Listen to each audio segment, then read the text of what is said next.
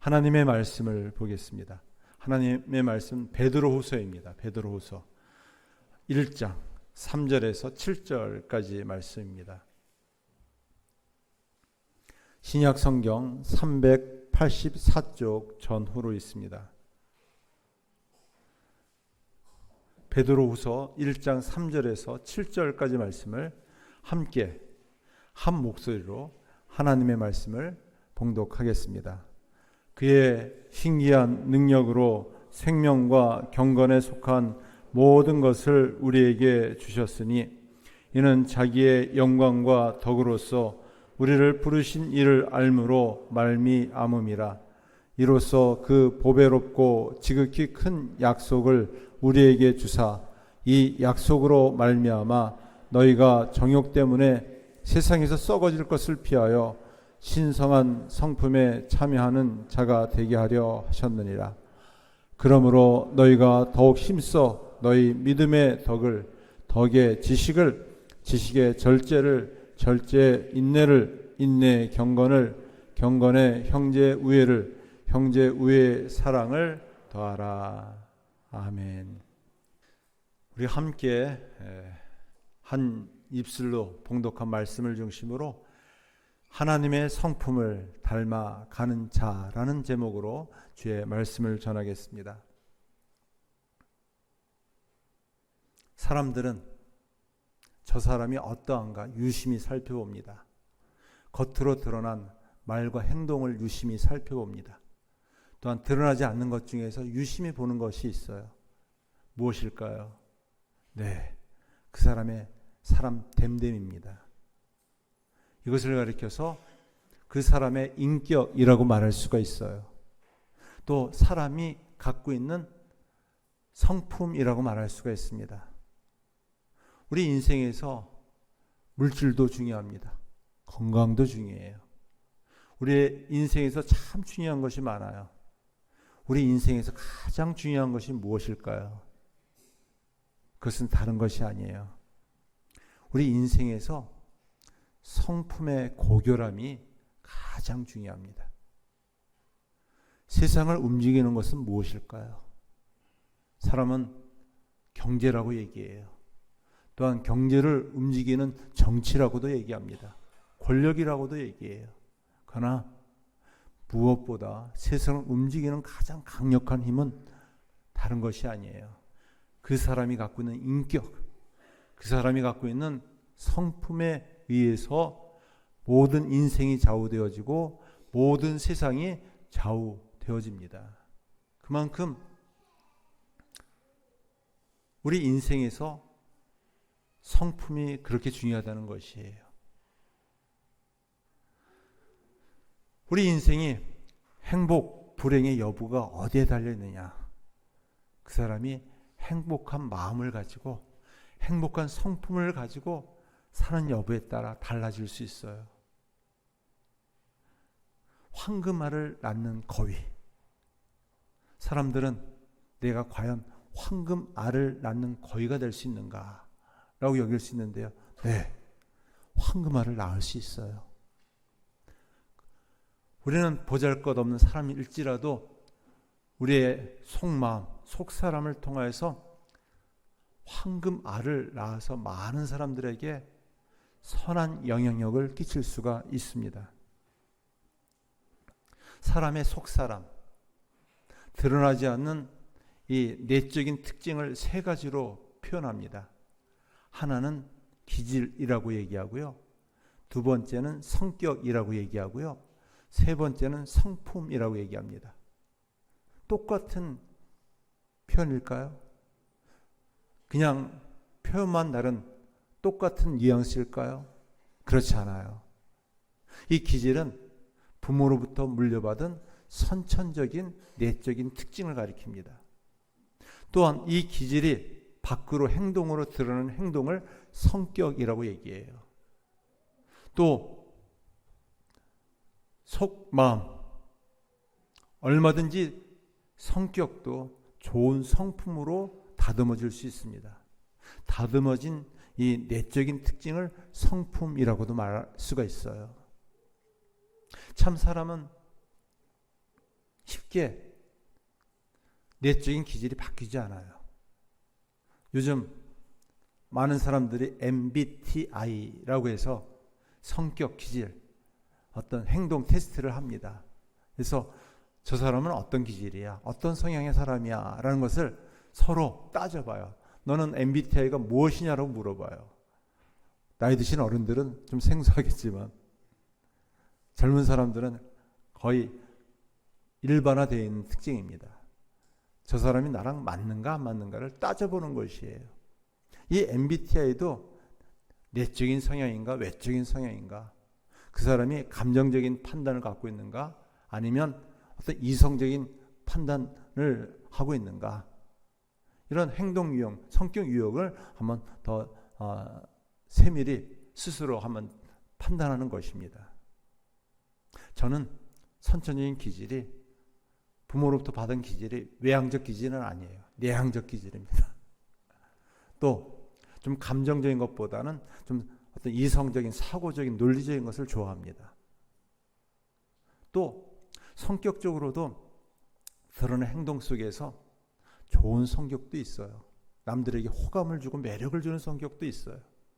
반면에 참 남들에게 아픔을 주고 가시가 되고 어려움을 주는 좀 좋지 못한 성격도 있어요. 이 성격 때문에 참 많은 사람들이 힘들어하고 어려워합니다. 그렇지만 드러나지 않는 것 중에 하나가 성품이에요. 성품. 그 사람의 됨됨이, 인격이라고 말할 수가 있어요. 우리가 예수님을 믿으면서 갖는 가장 중요한 변화는 우리의 기질이 바뀌진 않아요. 어떤 내적인 기질이, 어떤 감정적인 어떤 성향들이 갑자기 논리적이고 이성적으로 바뀌지는 않습니다. 또 성격도 그렇게 많이 바뀌지는 않아요. 그렇지만 예수님을 제대로 믿으면, 예수님을 인격적으로 만나고 내주하시는 성령이 내 삶을 변화시키는 과정 속에서 성품의 변화가 일어납니다. 이것을 가리켜서 성숙, 변화의 삶이라고 말할 수가 있어요. 오늘 본문 말씀은 예수님을 믿는 성도들이 어떤 삶을 살아야 되는가 우리에게 보여주고 있어요. 오늘 말씀은 우리 예수님을 믿는 성도들이 천국 백성들의 어떤 특권을 먼저 다루고 있습니다. 예수님을 믿는 하나님의 자녀들, 천국 백성들이 갖고 있는 특권은 무엇이냐? 하나님의 신기한 능력으로 변화된 성도입니다. 하나님의 신기한 능력으로 변화된 성도예요. 오늘 말씀 3절 말씀 보면은 그의 신기한 능력으로 생명과 경건에 속한 모든 것을 같이 읽어볼까요? 우리에게 주셨으니 이는 자기의 영광과 덕으로서 우리를 부르신 이를 알므로 말미암음이라. 그의 신기한 능력, 이것을 가리켜서 우리를 구원하신 구원의 능력이라고 말할 수가 있어요. 이 능력은 나로 말미암지 않고 하나님으로부터 우리에게 주어진 선물입니다. 이것을 특별한 은혜라고 얘기해요. 이 특별한 은혜로 말미암아 우리는 어떻게 되었는가? 사단의 종노릇하던, 죄의 종노릇하던 진노와 심판의 자녀에서 하나님의 사랑받는 하나님의 자녀가 되었어요. 하나님으로부터 원수되었던 자가 이제는 하나님을 의지하고 바라볼 수 있는 하나님의 택한 백성이 되었어요. 이렇게 새로운 관계, 새로운 존재로 바뀌게 되었습니다. 이 땅의 모든 종교들이 갖고 있는 특징이 있어요. 그것은 인간의 갖고 있는 노력과 행위로 죄 사함 받고 구원받아 천국 가는 것이에요. 반면에 이 기독교 신앙의 핵심은 은혜의 종교라고 얘기해요. 특별한 은혜로 말미암아, 예수님을 믿는 믿음으로 말미암아 우리의 모든 죄가 사함 받고 구원받아 하나님의 사랑받는 자녀가 되었습니다. 그래서 베드로 사도는 베드로전서 1장 4절에 이를 가리켜서 썩지 않고 더럽지 않고 새하지 아니하는 유업을 잊게 하셨다라고 말하고 있어요. 이것은 우리를 위해서 하늘에 간직한 것이다. 우리의 생명의 기업이 이 땅에도 있지만 하늘에 속해 있어요. 하늘에 소속되어 있습니다.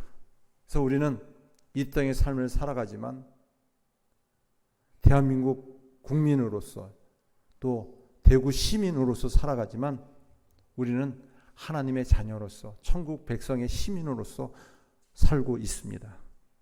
그래서 우리 모두는 천국에 초대받은 성도가 되었어요. 베드로 사도는 이것을 많이 강조합니다. 그래서 베드로전서 2장 9절에서는 어떻게 말하느냐? 너희는 택하신 족속이요 왕같은 제사장들이요 거룩한 나라요 그의 소유가 된 백성이니 이는 너희를 어두운 데서 불러내어 그의 기이한 빛에 들어가게 하신 이의 아름다운 덕을 선포하게 하려 하심이라. 우리를 죄로부터 또한 사단의 자녀로부터 특별한 은혜로 신기한 능력으로 구원하여 주셔서 하나님의 자녀로 삼아주신 목적이 있어요. 그 목적은 무엇이냐? 하나님을 나타내며 하나님의 영광을 드러내기 위해서입니다. 그래서 이 땅에 살아가는 예수님을 인격적으로 만나고 또 예수를 믿는 하나님의 자녀들의 갖고 있는 특권과 특징은 무엇이냐? 하나님을 닮아가게 되어요. 하나님의 자녀라면은 하나님이 갖고 있는 성품의 DNA를 가지고 있어요. 우리 부모님으로부터 나는 어떤 성격적인 기질적인 DNA를 가지고 태어난지를 알 수 있는 것처럼 내가 하나님의 자녀로 살아간다면 하나님을 닮아가는 성품의 DNA를 가지고 있습니다. 그래서 우리 천국 백성들이 살아가는 삶의 방식이 있어요. 그것은 무엇일까요? 4절 말씀에 보면은 하나님의 성품을 닮아가게 됩니다. 우리가 하나님의 사랑의 자녀라면은 누구를 닮겠습니까? 사단을 닮을까요? 당연히 하나님을 닮겠죠. 죄 어둠 속에서 죄 가운데 다툼과 갈등과 싸움만 하는 싸움꾼이 아니라 화평과 화해를 일으키는 화해의 사도로서 자녀로서 하나님을 닮아가게 됩니다. 우리 4절 말씀 같이 보겠습니다. 이로써 그 보배롭고 지극히 큰 약속을 우리에게 주사 이 약속으로 말미암아 너희가 정욕 때문에 세상에서 썩어질 것을 피하여 신성한 성품에 찬양하는 자가 되게 하려 하셨느니라. 아멘. 우리 성도의 삶에 한마디로 가리켜서 신의 성품에 참여하는 삶이라고 얘기해요. 신의 성품. 하나님의 성품을 닮아가는 삶이라는 것이에요. 그만큼 베드로 사도는 그 사람의 사람 됨됨이 좋은 사람인가 그렇지 않은 사람인가를 신앙의 목표로 세웠어요. 왜냐하면 베드로도 예수님을 인격적으로 만나서 따라갔지만 자신의 못된 기질이 있었어요. 너무 다혈질적이고 너무 서둘러 가지고 주님보다 먼저 앞서감으로 인해서 이를 많이 어그러뜨렸어요. 더욱이 예수님 앞에서조차도 예수님을 거부하고 부인까지 했어요. 자신의 이 모난 기질, 이 성격을 탓하면서 신앙의 목표는 무엇을 삼아야 되는가? 그러니까 평생 동안 고민하고 씨름하면서 신의 성품에 참여하는 것이 신앙의 궁극적인 목표가 되어야 된다. 어떤 신앙의 목표를 우리에게 제시해 주고 있습니다. 누구나 자신의 내적인 이 성품에 대해서 고민할 때가 참 많아요. 나는 왜 이럴까?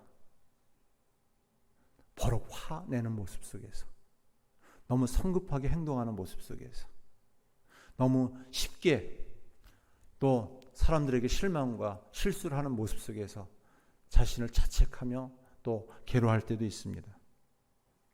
성경은 우리의 끊임없이 강조하는 것이 무엇이냐? 성장과 성숙을 강조하고 있어요. 하나님의 거룩한 성품으로 우리를 초대하셨고 신의 성품에 닮아가는 삶이 이 땅의 삶이고 천국 백성으로서 천국에서 누릴 수 있는 기쁨, 행복이라고 말하고 있습니다. 우리 하나님의 자녀로서 갖고 있는 고결함이 무엇일까요? 주여! 주여! 주여! 이렇게 주여 삼창하면은 모난 성품이 바뀔까요? 바뀌면 참 좋겠어요. 근데 여전히 고집불통에 안하무인격에 그 굳어있는 딱딱한 이 성품은 바뀌지 않고 살아갈 때가 참 많아요. 열심히 교회 봉사해요. 마르고 닳도록 진짜 내가 하는 것만큼 너희들도 따라 해라고 하면서 열심히 봉사하는데 그 열심히 봉사하는 것이 다른 사람에게 시험이 되고 실족해 할 때가 참 많아요. 모난 성품 때문에. 그만큼 성품의 변화가 어렵다는 것이에요. 좋은 성품이란 무엇일까요? 좋은 성품학교 이영숙 박사는 우리의 생각, 감정, 행동의 영역까지 창조자 되신 하나님을 닮아 따라가는 삶이다 라고 말하고 있어요.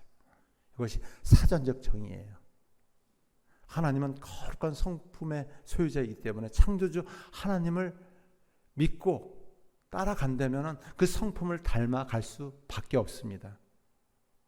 성품은 기질과 성격처럼 타고난 것이 아닙니다. 가르침과 훈련을 통해서 변화되어져 가는 것입니다. 우리가 하나님을 믿는다면, 하나님을 사랑한다면 하나님을 닮아갈 수밖에 없어요. 하나님의 성품을 닮아갈 수밖에 없습니다. 성품은 무엇이냐? 자신의 속마음을 비추는 빛과 같아요. 빛이 얼굴을 통해서 나타나요. 그래서 얼굴을 정확한 표현은 얼꼴이라고 얘기해요. 이 마음의 빛이 이 표정으로 나타나는 모습이에요. 그래서 그 사람이 슬픈지 기쁜지 행복한지 불행한지 좋은 사람인지 그렇지 않은 사람인지를 얼굴은 그 인격을 담아내고 있어요. 성품을 담아내는 그릇이에요. 그래서 얼굴 표정을 잘 줘야 돼요. 웃음꽃이 미소가 있는 사람에게는 웃음의 향기가 나타나요. 반면에 울상이 되고 침울하면은 남들에게 슬픔과 시험케예요. 그래서 이 표정 관리를 잘해야 합니다. 그래서 표정 관리를 잘하기 위해서 화장도 하고 또 성형도 하면서 좋은 얼굴 표정을 가지려고 애를 쓰잖아요. 얼굴 표정은 사실 속마음을 담아내는 빛이기 때문에 꼴이기 때문에 그릇이기 때문에 그 사람의 속마음이 어떤냐에 따라서 달라질 수 있어요. 성형을 하고 화장을 예쁘게 하더라도요. 너무 차가운 사람이 있어요. 가까이 하기 너무 먼 사람이 있어요. 화장도 하지 않고 성형도 하지 않고 삶의 형편들이 쪼그라들고 초라하지만 너무너무 사람이 좋은 것이에요. 너무너무 가까이 하고 싶은 사람이에요. 가까이 다가가고 싶고 만나고 싶고 대화하고 싶고 자신의 속마음을 다 풀어놓고 싶은 사람이 있어요. 그 사람이 누구일까요? 제가 되고 싶습니다. 여러분이 되고 싶습니다. 예수 믿는 사람들의 모습이 되어야 할 줄 믿습니다. 그래서 성령께서 내주하셔서 우리를 다듬어 가시고 변화시켜 주시는데 이런 성숙과 성장의 과정을 포기해서는 안 돼요. 포기해서는 안 돼요. 베드로가 바로 그런 과정 속에서 씨름하고 또 고통했어요. 나는 왜 이럴까? 예수님을 저버리고 부인했을 때 너무 낙심했어요. 그리고 다시 부활하신 예수님을 만나서 부르심의 사명을 확신하고 다시 주의 길을 걸어가면서 그의 모습이 바뀌기 시작했어요. 예수님의 제자들 가운데서 요한이 있었어요. 야고보가 있었어요. 불의 아들이에요. 번개의 아들이에요. 얼마나 성격이 거칠고 힘들었는지 그렇게 별명이 지어졌어요. 근데 요한이 나중에 애칭이 무엇이었을까요? 불의 아들, 번개의 아들이었을까요? 사랑의 사도 요한이었어요. 사랑의 사도. 너희는 서로 사랑하라. 어찌하든지 사랑의 공동체를 세우기 위해서 사랑의 사도로서 그가 그렇게 많이 바뀌게 되었어요. 이것이 예수님을 제대로 믿고 바르게 믿는 성도의 모습이라는 것입니다. 그러면 천국 백성으로서 어떻게 성품의 변화를 가지고 살 수 있을까요? 오늘 말씀 5절, 6절, 7절 말씀입니다. 우리 같이 한 목소리 읽어보겠습니다. 그러므로 너희가 더욱 힘써 너희 믿음의 덕의 지식의 절제를, 절제의 인내를, 인내의 경건을, 경건의 형제 우애를, 형제 우애의 사랑을 더하라. 네, 우리가 하나님을 사랑한다면, 믿음의 주여 온전케 하시는 주님을 바라본다면 바라봄의 원리 닮아가게 되어 있어요. 하나님을 닮아가게 되어 있고 사랑의 주이신 우리의 믿음을 온전케 하신 주님을 바라본다면 바라봄으로 말미암아 닮아가게 됩니다. 그래서 무엇보다 이 모난 성격, 이 모난 이 성품을 늘 하나님을 바라봄으로 우리의 성품이 변화되어 줄 수 있어요. 바뀌어져 갈 수 있어요. 그러면 우리가 어떻게 성품의 변화를 일으키며 살아갈 수 있을까요? 마지막으로 한번 따라해 보겠습니다. 한번 화면 비춰주시기 바랍니다. 하나님의 성품을 가질 수 있는 훈련의 원리가 있어요. 첫 번째는 수용이에요. 수용. 나는 독특한 사람이고 특별한 사람이라는 것을 인정하는 것이에요. 박기도 집사님 너무 독특하세요. 너무 특별하세요. 제가 인정합니다. 이것은 틀린 것이 아니라 다른 것이에요. 너무 다른 것을 유별나게 드러내지 마십시오. 인정합니다. 네, 서로를 인정해 주는 것이에요. 남편과 아내가 다릅니다. 종달새 형이 있고 부엉이 스타일이 있어요. 종달새 형은 아침 일찍 일어나는 스타일이에요. 박태규 장로님 같은 분이에요. 부엉이 스타일은 또 제 아내 같은 스타일이에요. 늦게 자요. 어떻게 해야 할까요? 서로 인정하지 않으면 늘 싸워요. 그러다 보니까 첫 번째가 수용이에요. 다르다는 것을 인정하고 존중해 주는 것이에요. 두 번째는 사람에게는 다 완벽하지가 않아요. 부족하고 실수가 많은, 완벽하지 않는 자라는 것을 인정해 주는 것이. 저는 박기도에서 힘들 때가 많대도요. 얼마나 독특하고 특별한지. 일하는 스타일도 다르고 성격도 달라가지고 제가 인정해 주기로, 존중해 주기로 결정하고 난 다음서부터 제 매듭이 풀어지기 시작했습니다. 엉켜진 매듭이 풀어지기 시작했어요. 세 번째가 지혜입니다. 완벽하지 않기 때문에 기질에 따라, 성격에 따라서 저 사람은 어떻게 다뤄야 할 것인가, 좀 거리를 둘 것인가, 더 친밀하게 가까이 둘 것인가, 좀 지혜를 구하고 하나님께 지혜를 가지고 서로 관계의 성장과 성숙을 이루어가야 합니다. 네 번째는 같이 보겠습니다. 용서. 잘못을 사과하라. 실수하지 않는 사람은 아무것도 없다. 아무도 없다. 묶인 매듭, 관계의 어그러짐을 풀 수 있는 유일한 해결책이 있어요. 70번씩 7번씩 끊임없이 반복적으로 계속 용서해 주는 것이에요. 용서하지 않는 관계는 늘 어그러지고 늘 상처와 아픔 속에 있어요. 성장과 성숙은 하나님과의 바른 관계, 또 수평적인 사람과의 바른 관계에 의해서 더 행복한 성품으로 바뀌어질 수 있어요. 모두가 다 황금알을 낳는 거위처럼 행복한 마음, 성품을 갖기를 원하지만 그렇지 못한 이유는 용서하지 못하고 묶여있고 매여있고 어그러져 있기 때문에 그래요. 가장 가까운 사람에게 늘 반복적으로 제가 잘못했군요. 제가 먼저 용서할게요. 용서해 주세요. 사과를 구하는 것이에요. 실수하지 않는 사람은 아무도 없기 때문이에요. 다섯 번째 읽어보겠습니다. 감사. 장점에 관심을 가지고 감사하는 것. 사람에게는 약점도 있지만 장점도 있어요. 모난 점도 있지만 좋은 점도 있어요. 우리나라 사람은 모난 점만 가지고 지적하고 정죄하고 판단해가지고 사람에게 상처 주고 아픔 주는데요. 성경적인 좋은 변화의 삶은 장점을 강조해 주는 것이, 좋은 점도 있다는 것을 눈여겨보는 것이에요. 기다려주는 것이에요. 기대해 주는 것이에요. 그러면은 이 장점이 바뀌어야지만 약점도 보완할 수가 있어요. 꼭 기억하세요. 그래서 장점에 관심을 가지고 감사하는 것이. 여섯 번째, 같이 읽어보겠습니다. 기도.